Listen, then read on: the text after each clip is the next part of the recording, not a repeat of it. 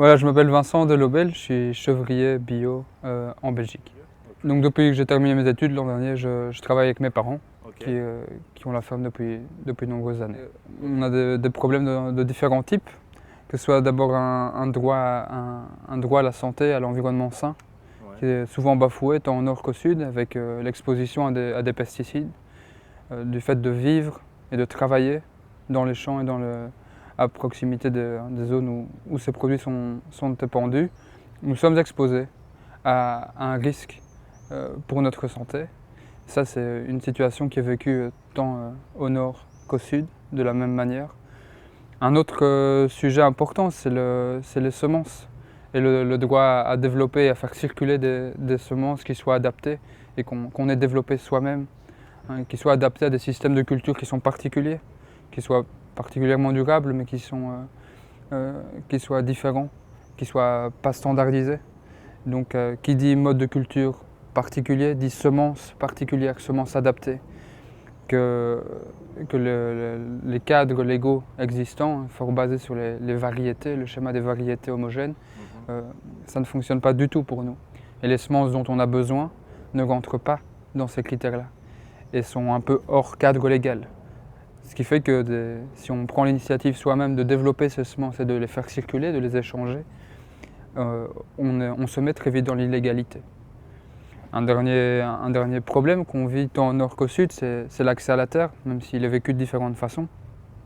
Ou chez nous, au nord, c'est le prix de vente des terres qui a explosé ces dernières années. Et à cause de différents facteurs, que ce soit des pratiques d'exploitation des terres qui soient très intensives et peu durables, qui permettent de dégager des gros profits à court terme. Ça a contribué à faire augmenter les prix, mais aussi le fait que pour beaucoup de financiers, la terre devient un placement sûr et une valeur sûre à long terme. Et donc tous des facteurs qui font que le prix des terres aujourd'hui est totalement déconnecté du revenu qu'on puisse en tirer, qu'on puisse y générer. Alors, on a besoin de ce type de déclaration. Pourquoi? Pour donner une légitimité et une légalité à tous les paysans qui, au nord comme au sud, aujourd'hui prennent des initiatives, que ce soit pour réduire leurs coûts de production, que ce soit pour diversifier leurs activités, que ce soit pour augmenter la valeur ajoutée de leurs produits. Il faut pouvoir leur donner un cadre légal et pouvoir leur assurer qu'ils sont dans la légalité, leur assurer le droit de le faire, leur assurer le droit d'être inventif et de développer des systèmes de production qui correspondent à leurs valeurs et à leurs objectifs. Pour l'instant, ce n'est pas garanti.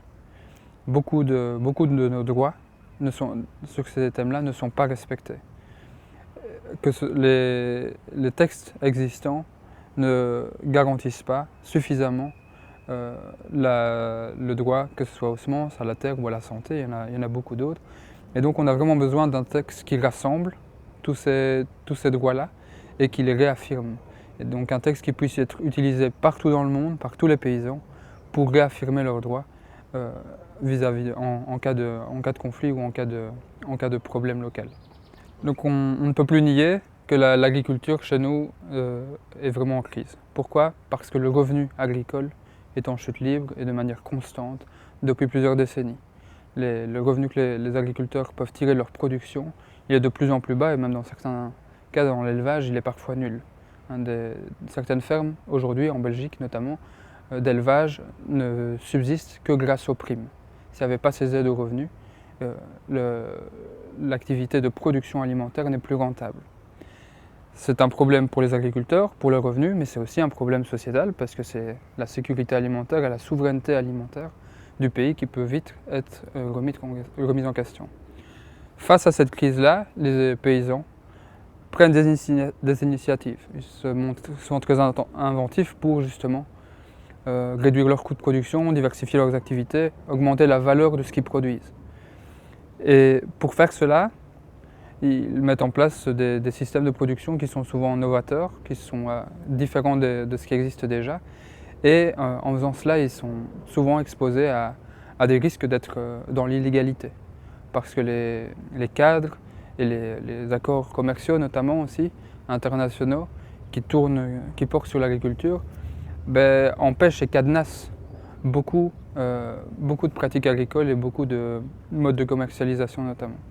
C'est pour ça qu'ici on essaie de se battre pour que cette déclaration vienne un peu donner un fondement, une légitimité et une légalité à toutes ces initiatives qui sont prises par les paysans, par les agriculteurs partout dans le monde, pour pouvoir leur garantir une certaine sécurité juridique dans leur combat et dans leur débrouillardise, dans leur inventivité quotidienne.